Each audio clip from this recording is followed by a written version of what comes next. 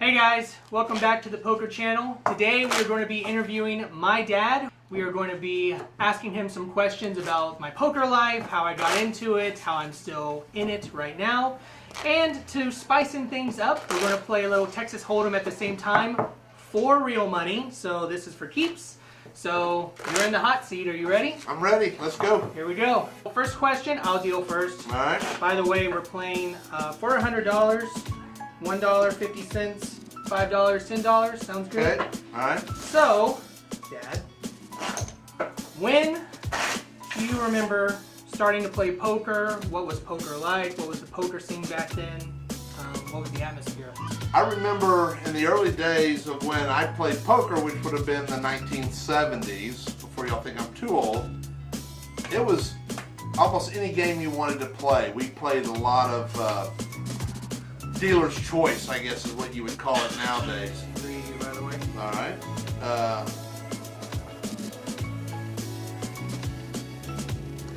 I raise you 3 more. You would play whatever the dealer wanted to play. 1,000. And so there wasn't a lot of Texas Hold'em at the time. You played a lot of 7-card stud. You'd play a lot of 5-card stud. You'd play a lot of jacks or better, deuce, trips to win. That was a lot of the games we played back then. We played what was called 727. I lost a lot of money learning how to play that game. So do you remember teaching me how to play poker and the first game you taught me? Does that ring a bell? I probably taught you the first game would have been something like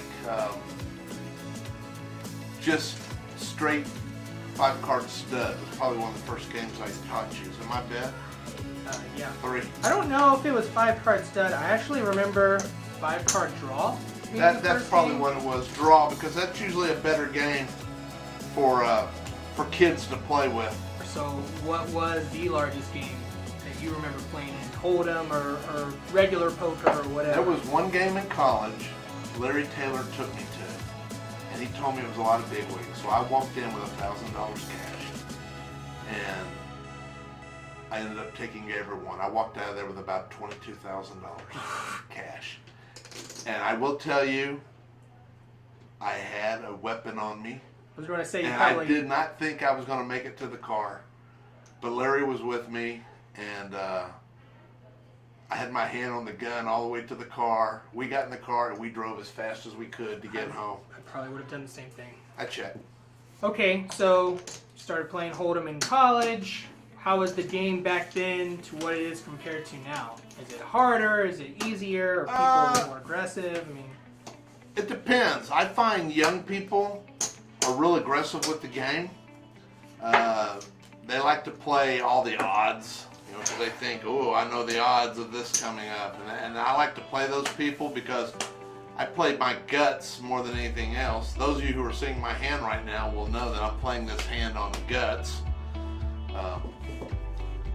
But 500 more, $100. sounds good to me. So Check. 500. So you're saying that more people are math based now than they are like? Yeah, they're math based a lot more than they used to be. So what's your? And so you can beat those people a lot of times. I mean, the numbers work out for them. 1,000. I fold. You got it. So aside from Hold'em, what's your favorite game to play right now? I still love 727. So you, and I was taught that game actually by some TV people in the Houston market. I won't say their names since they're pretty well known. But they played that game, and sometimes they won a lot of money, and sometimes they lost a lot of money. So let me ask, when in all the Hold'em did you notice that I was? 1,000. You got it. 10. Same hand. Same hand, split it. When did you start to notice that I was above average at this game? Maybe I would say by your senior year of high school. Yeah. Because you were playing a weekly game that I allowed you to play in the house. Mostly because when I grew up, I had to find dirty games, but games that weren't the safest, I would say. So I knew if I provided a place for you and your friends to play at, y'all could come here, I could supervise, I could make sure the rules were played correctly, I could help explain the rules, and we would go on like that. And then I noticed you won more times than I did, so, which was good. I think for me, when it started to click, that maybe I knew something that people didn't know was when I started playing in the bigger games and started winning in the bigger games.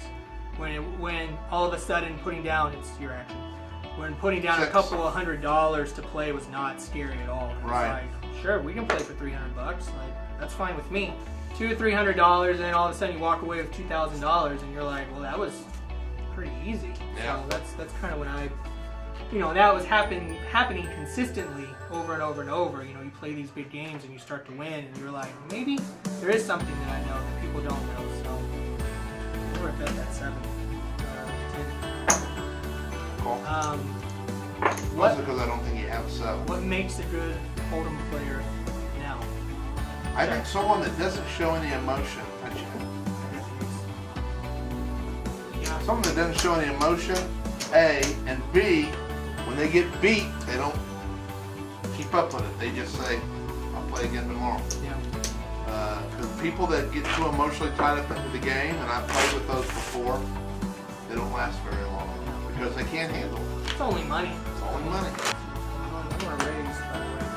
Alright, let me put up my $100 rating. So you raised it 3 more? Yep. So I don't know if you knew this. There was a point in life that I actually was going to get sponsored to play. Okay. I did know some people that had a lot of money, and they knew that I was good. Yeah. And they were pretty much like, we will give you money for a percentage. Yeah. I decided not to do it, only on the basis of it's a pretty scary time in life when someone just comes to you with a wad of cash and says, hey, I'm going to sponsor you to play cards. Like, I'll buy your tickets to go to Vegas or go to Louisiana. I'm going to raise to 45.